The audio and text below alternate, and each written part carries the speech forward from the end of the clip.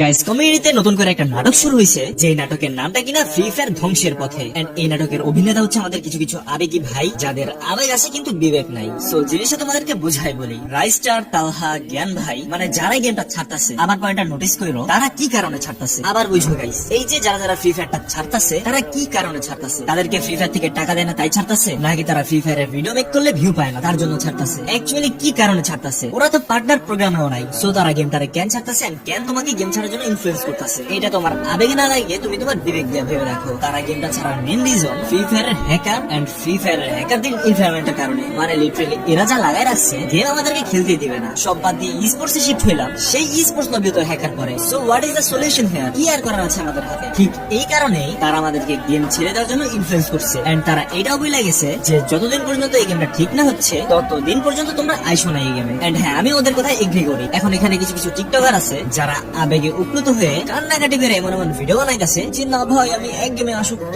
Game আমি ছাড়তে পারবো না, আমি তোমাদের মতো স্বার্থপর নাকি? গেম আমার অনেক কিছু দিচ্ছে, আমি গেম কখনো ছাড়তে পারবো না। আমি বলবো কি রে ভাই, গেম তোমার কি দিচ্ছে? আমরা গেমের যতটুকু দিছি তার 100% থেকে 1% দেয় না। মানে আজব কারিগরেরা। গেম পড়ে আছে ওদের নতুন নতুন ইভেন্টের উপর, গেম পড়ে আছে তোমাদের ডায়মন্ড টাওয়ারে কিভাবে ইনফ্লুয়েন্স করা যায় তার উপর, গেম পড়ে আছে তোমাদেরকে নিঃস্ব করার উপর। এখন এই হ্যাকারের কথা ঠিক আজকে থেকে না, 3-4 বছর ধরে চলে আসতেছে। ওই এটা নিয়ে তো তারা কাজ করতে পারলো না। তাদের কাছে ছিল তো শুধুমাত্র আমাদের একটাই আবদার, ওই কখনো তো তারা পূরণ করতে পারলো না। অথচ তারাই হ্যাক প্যানেলের কোড বিক্রি করে করে নিজেরা টাকা ইনকাম করতেছে এন্ড গেমের এনভায়রনমেন্ট নষ্ট করতেছে। এই গেম তোমাদের ইমোশন নাকি, এতে তাদের কিছু যায় আসে না। ওরা শুধু দেখবে ওদের মার্কেটে কিভাবে শেয়ার বাড়বে। সো ভাই, আবেগ দিয়ে না বিবেক দিয়ে ভাবো। তো আমি ডিরেক্ট বললাম, গেম আমাদেরকে কিচ্ছু দিতে পারে না। তো এখন কি আমরা অন্য গেমে যাবো না? নাকি ফ্রি ফায়ার আমাদের ধরে বাইন্ধা রাখছে যে খেললে আমাদের এই গেমই খেলতে হবে? ফ্রি ফায়ার তোমার ফেভারিট গেম হতে পারে, কিন্তু তুমি একটা গেমার, তোমার যে কোনো গেম খেলার রাইটস আছে। লাইক আমি তোমাদের বোঝাই, ধরো তোমার একটা গার্লফ্রেন্ড আছে, তুমি ওকে সারা জীবন টাইম দিয়ে আসছো, তুমি সবসময় ওর কথাই ভাবছো, ওর যা দ্বারাতে সব পূরণ করছো। বাট ও যখন একটু বড় হইলো,